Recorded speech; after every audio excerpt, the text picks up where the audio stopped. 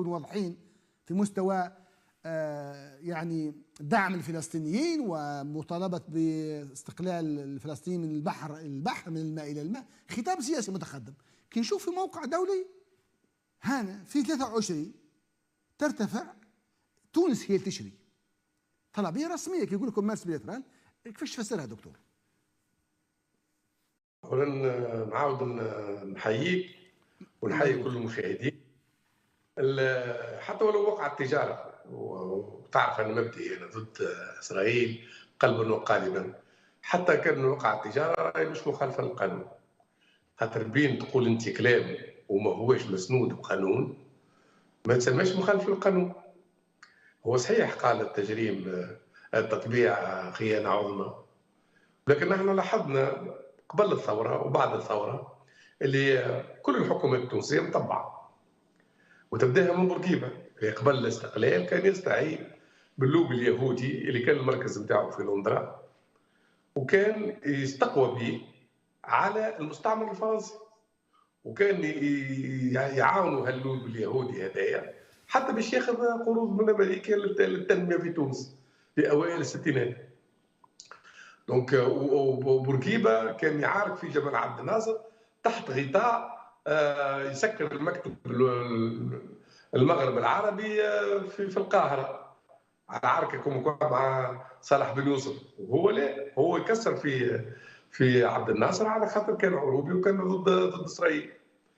وبعدين شفنا اللي احنا وقتاش تغشش وما تغشش ياسر، وقت جات اسرائيل قنبلت هنا في حمام الشط، وبعد هو مشى عمل سسبونسيون في 56 وقت صار العدوان الثلاثي على مصر على قناه السويس، ووقفت العلاقات بين تونس واسرائيل. وبعدها بمده عاود دخلت مجراها. قلت لك في الستينات عاود استعان باللوبي اليهودي في حكايه قروض، وهذا موجود في برشا كتب، منهم الاخير اللي خرج للباهي لدغم اللي على حياه الباهي موجوده الكلام هذا مكتوب. بعدين جاء بن علي كانوا مطبع، كانوا دو بيرو، واحد في شيراتون وواحد في سوسه. دونك ونعرفوهم اخر مره جانا معناها فريق نتاع الخارجيه الكل صهيوني، جاي الناوي والسيناوي ولا شنو، هذوما الكل نعرفوهم معنا مع اسرائيل. وكان عندنا رجال اعمال تتعاون مع اسرائيل مباشره، وكانوا عندنا معناها وكلاء اصفار يهزوا من الناس من هنا ديريكتومون لاسرائيل. لكن هذه تجاره دوليه بين الدوله.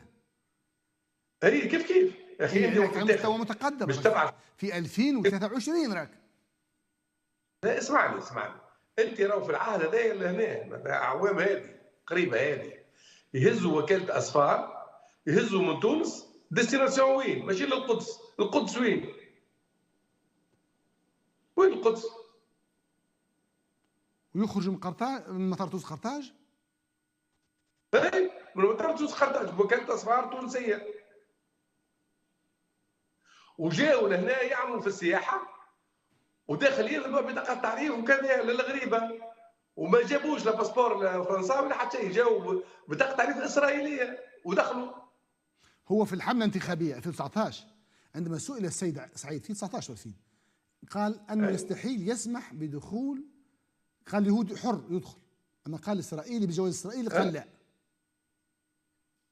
اسمعني دخلوا بالباسبورات هذيك وببطاقه التعريف هذيك وصارت عليها خماطه. باهي بعد حابين نتلافاو الامور، يقولوا القانون تاع التجريم والتطبيع، قالوا لا ما يجيش في كذا. باهي قالوا هاو عندنا في القانون، في القانون الجزائي موجود ضد العنصريه وكذا، ونزيدوا مطه ونزيدوا فيها كل المعاملات مع الصهاينه. ايش بقى ما تزدقش المطه؟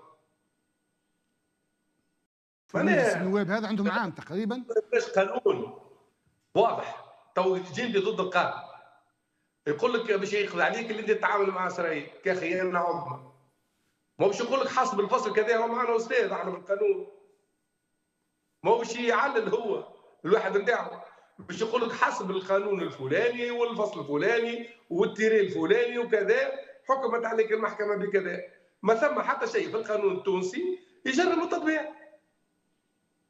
كان انا غلطه بس عبد الرؤوف. استاذ العيادي،